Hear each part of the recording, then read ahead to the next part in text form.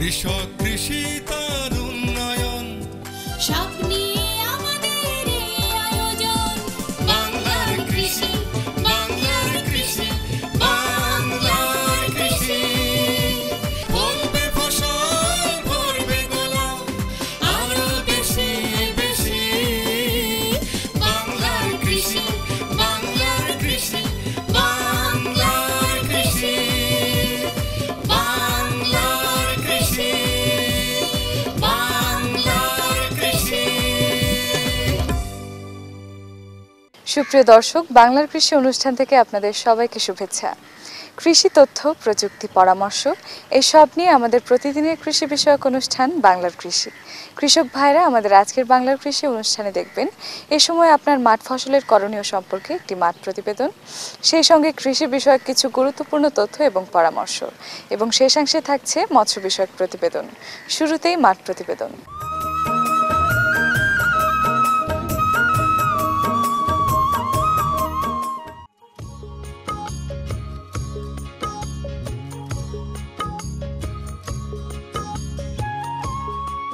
Honeydew একটি তরমুজ জাতীয় ফল।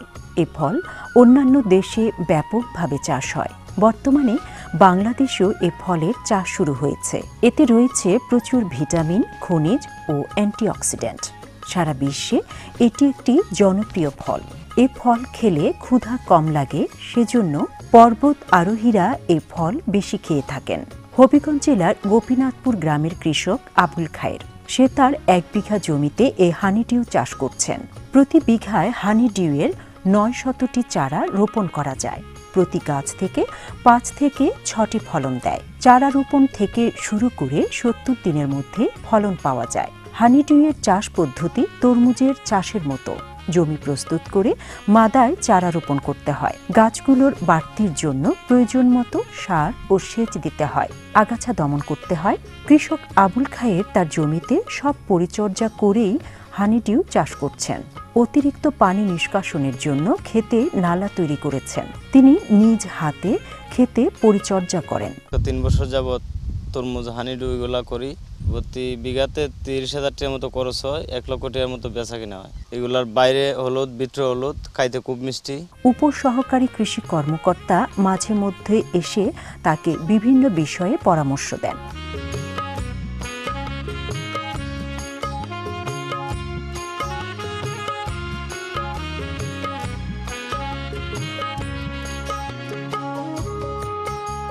প্রতি বিঘায় তার খরচ হয়েছে 30,000 টাকা, আর লাভ হবে 1 লক্ষ টাকা। কৃষক আবুল খায়ের হানিডিউ চাষ করে আর্থিকভাবে লাভবান হয়েছেন।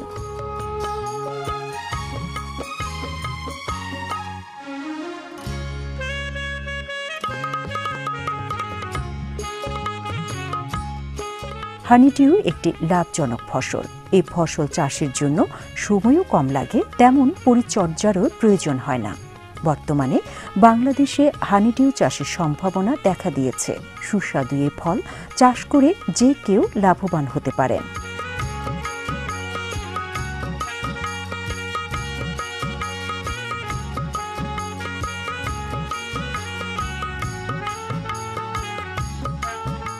বিভিন্ন ধরনের ফসলের মাঝে অন্যতম ফসল হচ্ছে তরমুজ বা তরমুজ প্রজাতির একটি ইদানিং একটি ফসলের ব্যাপক প্রচলন হচ্ছে, যেটা হলো আপনার হানিডিউ।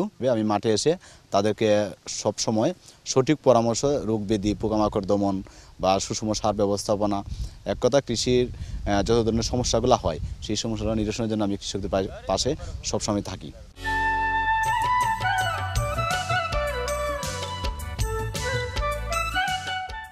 আলু বাংলাদেশে একটি প্রধান সবজি। উৎপাদনের দিক থেকে ধান এবং গমের পরে আলুর স্থান। আলু কৃষকের কাছে একটি লাভজনক ফসল হিসেবে পরিচিত। ভালো জাতের আলুর চাষ করলে ফলন বেশি হয়।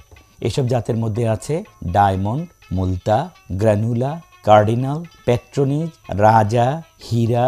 এসব মাত্র 3 মাস সময় আলু উৎপাদন করা যায়। আবার ইচ্ছে করলে আগাম ফসল তুলে বেশি দামে বিক্রি করে বেশি লাভ করা যায়। সুস্থ সবল বীজ, সময়মতো চাষ, সুষম মাত্রায় সার প্রয়োগ, পরিমিত সেচ এবং সঠিক পরিচর্যার মাধ্যমে আলুর বেশি ফলন পাওয়া যায়।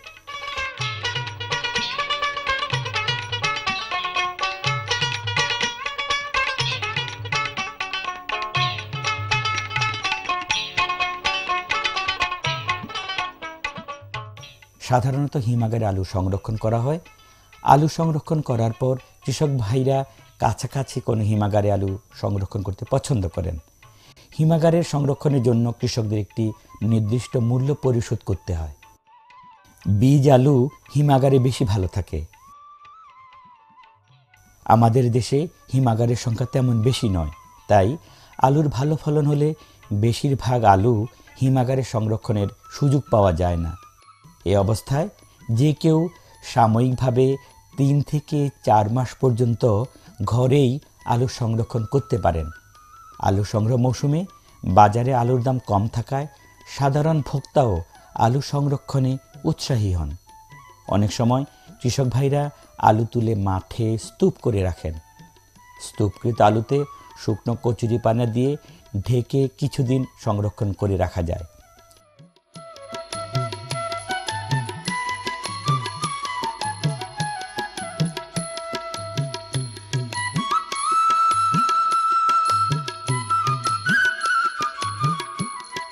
কৃষক পর্যায়ে আলু সংরক্ষণ করতে হলে বেশ কিছু নিয়ম অনুসরণ করতে হয়।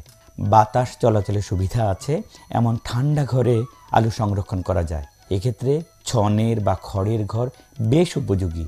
আলু তোলার পর কাটা, ফাটা, পচা বা রোগাক্রান্ত আলু বেছে বেছে আলাদা করে রোগমুক্ত ও সুস্থ আলু সংরক্ষণ করতে হয়। ঘরে মাচা তৈরি করে আলু সংরক্ষণ করলে আলু বেশি দিন ধরে রাখা যায়। খেয়াল রাখতে হবে মাচায় যেন বাতাস চলাচলের সুবিধা থাকে। ইচ্ছে করলে ঘরের মেঝেও আলু সংরক্ষণ করা যায়, তবে ঘরটি অবশ্যই খোলামেলা হতে হবে। আর সরাসরি মেঝে সংরক্ষণ না করে চাটাই কিংবা তক্তা বা সুপারি গাছের পাটাতন বিছিয়ে রাখতে হবে। তাছাড়া বালু ব্যবহার করেও আলু সংরক্ষণ করা যায়। সংরক্ষিত আলুর প্রধান শত্রু সুতলি পোকা। সুতলি পোকার আক্রমণে আলু ঝাঁঝরা হয়ে যায়, নষ্ট হয়ে পচে যায়, আলুর মান খারাপ হয়ে যায়। স্তূপকৃত আলুতে শুকনা নিম, নিশিন্দা অথবা বিষকাটালি পাতা 1 ইঞ্চি পুরু করে বিছিয়ে দিলে এ পোকার আক্রমণ কম হয়। মশারি দিয়ে ঢেকে রেখে সুতলি পোকার আক্রমণ প্রতিহত করা যায়। পোকার আক্রমণ প্রতিহত করার জন্য অনেকেই না বুঝে কীটনাশক ব্যবহার করেন, কিন্তু কোনো অবস্থাতেই সংরক্ষিত আলুতে কীটনাশক ব্যবহার করা ঠিক না। সংরক্ষণের 20 থেকে 30 দিন পর আলুর স্তূপ পরীক্ষা করে পচা ও রোগাক্রান্ত আলু বাছাই করে সরিয়ে ফেলতে হবে। কৃষক পর্যায়ে বিজ্ঞানসম্মতভাবে আলু সংরক্ষণ করলে আলু বেশি দিন রাখা যায়। তাছাড়া আলুর রকমারি খাবার, চিপস তৈরি সহ আলুর ভরা মৌসুমে বেশি করে আলু খেলে আমাদের লোকসান কম হবে, লাভ বেশি হবে। লাকসই প্রযুক্তি অবলম্বন করে সঠিকভাবে আলু সংরক্ষণ করুন, অর্থনৈতিকভাবে লাভবান হন, দেশের সমৃদ্ধিতে শরিক হন।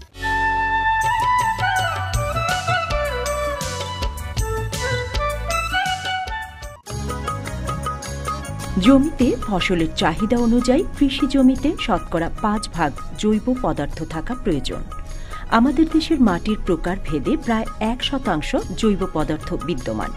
তাই ফসল উৎপাদনে রাসায়নিক সারের পাশাপাশি জৈব সার, সবুজ সার ব্যবহার করা প্রয়োজন।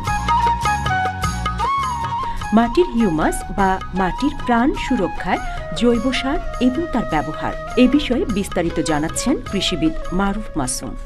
উৎপাদনশীল একটি আদর্শ মাটিতে জৈব পদার্থের পরিমাণ থাকার দরকার হচ্ছে 5 ভাগ, কিন্তু দুঃখজনক হলেও সত্য বাংলাদেশের মাটিতে গড়ে শতকরা 1 ভাগেরও কম জৈব পদার্থ পাওয়া যায়। সেই কারণে মাটির গুণাগুণ, মাটির ফসলের উৎপাদনশীলতা বৃদ্ধি এবং মাটির গঠনে, মাটির পানি ধারণ ক্ষমতা, মাটির রাসায়নিক যে গুণাগুণগুলো আছে সেগুলো দিন দিন যেভাবে ক্ষয় হচ্ছে সেগুলোকে ধরে রাখার জন্য অবশ্যই মাটিতে জৈব পদার্থ ব্যবহার করা প্রয়োজন। জৈব সার আমরা মূলত কম্পোস্ট, গোবরের পচা গোবর এবং বসতবাড়ির আশেপাশে আঙিনায় যে পচা বা আবর্জনা বা উচ্ছিষ্ট থাকে সেগুলোকে নির্দিষ্ট দিন জমিয়ে রেখে বা গর্ত করে গর্তের মধ্যে ফেলে জৈব সার উৎপাদন করতে পারি। সাধারণত কম্পোস্ট দুইভাবে উৎপাদন করা হয়, একটা হচ্ছে গর্ত পদ্ধতি আর একটা হচ্ছে হিপ পদ্ধতি। আমরা হিপ পদ্ধতি এবং গর্ত পদ্ধতি কীভাবে জৈব সার উৎপাদন করব সে ব্যাপারে পার্শ্বস্থ উপজেলা কৃষি অফিসে যোগাযোগ করলে উপজেলা কৃষি কর্মকর্তার মাধ্যমে অনেক সময় প্রশিক্ষণও দেওয়া হয়, সেই প্রশিক্ষণের মাধ্যমে আরও বিস্তারিত জানতে পারব। বাংলার কৃষি, বাংলার কৃষি, বাংলার কৃষি। দর্শক দেখছেন বাংলাদেশ টেলিভিশনের প্রতিদিনের কৃষি বিষয়ক অনুষ্ঠান বাংলার কৃষি। এ সময় আপনার মাঠ ফসলের করণীয় সম্পর্কে আপনাদের জানাতেই আমাদের এই বাংলার কৃষি। সঙ্গেই থাকুন এবারে মৎস্য বিষয়ক প্রতিবেদন।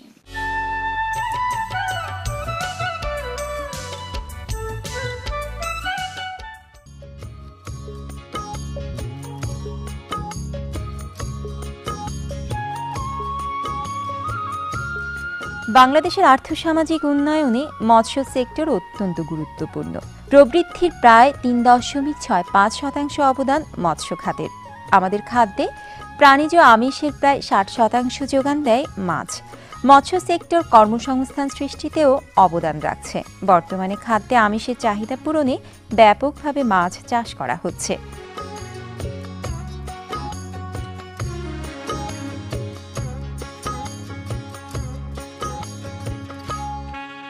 অরুণ কুমার ঘোষ, যিনি পেশায় একজন কলেজ শিক্ষক, তিনি নাটোর জেলার সদর উপজেলাধীন ছাতনি গ্রামের বাসিন্দা।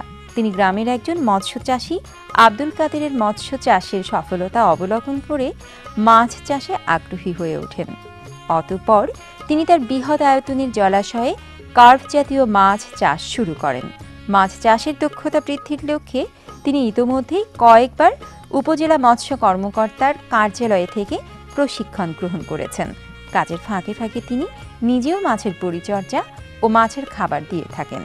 শিক্ষকতার পাশাপাশি এই মাছ চাষের ফলে বেশ কিছু লোকের কর্মসংস্থান করতে সক্ষম হয়েছেন। মানুষের কর্মসংস্থান করতে পেরে এবং মাছ চাষে তার সফলতায় তিনি বেশ খুশি।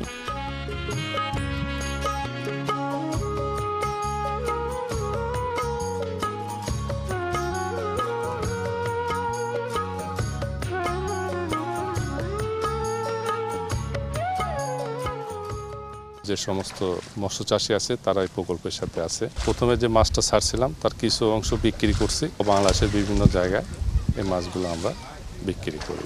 জেলা ফিশারি অফিসার ওনারা আমাদেরকে 4 দিন ট্রেনিং দেন কিভাবে মাছ চাষ করতে হবে এবং বিভিন্ন ধরনের খাদ্য এগুলো আমাদেরকে সরবরাহ করেন। ভালো জাতের মাছের পোনাও দেন, ওই পোনা আমাদেরকে সংগ্রহ করে দেয়। সেইভাবে আমরা এই প্রকল্পটা শুরু করি। তিনি মনে করেন যার যার কাজের পাশাপাশি মাছ চাষ করে অতিরিক্ত রোজগার করা সম্ভব।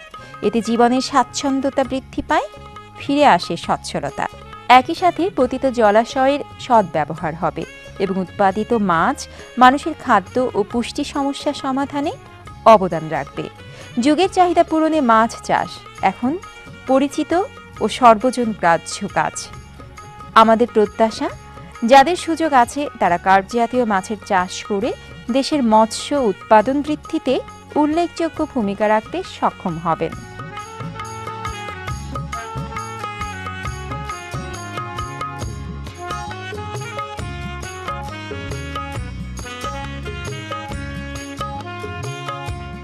বাংলার কৃষি, বাংলার কৃষি, বাংলার কৃষি। কৃষক ভাইরা দেখছিলেন মৎস্য বিষয়ক প্রতিবেদন। এরই সঙ্গে শেষ করছি আমাদের আজকের বাংলার কৃষি। বাংলার কৃষি আগামীকাল একই সময় প্রচারিত হবে। আমাদের অনুষ্ঠান সম্পর্কে আপনাদের যে কোনো মতামত আমাদের লিখে পাঠাতে পারেন। আমাদের লিখবার ঠিকানা প্রযোজক বাংলার কৃষি, কক্ষ নং 222, বাংলাদেশ টেলিভিশন, টেলিভিশন ভবন, রামপুরা, ঢাকা। আমাদের ইমেইল নাম্বার banglarkrishi@ais.gov.bt। আমাদের ফেসবুক আইডি বাংলার কৃষি। আপনারা ইচ্ছা করলে আমাদের অনুষ্ঠানটি ইউটিউবেও দেখতে পারেন। আপনারা ভালো থাকবেন, সুস্থ থাকবেন এই কামনায় শেষ করছি আমাদের আজকের আয়োজন। আল্লাহ হাফেজ। কৃষক, কৃষি তার উন্নয়ন, স্বপ্নে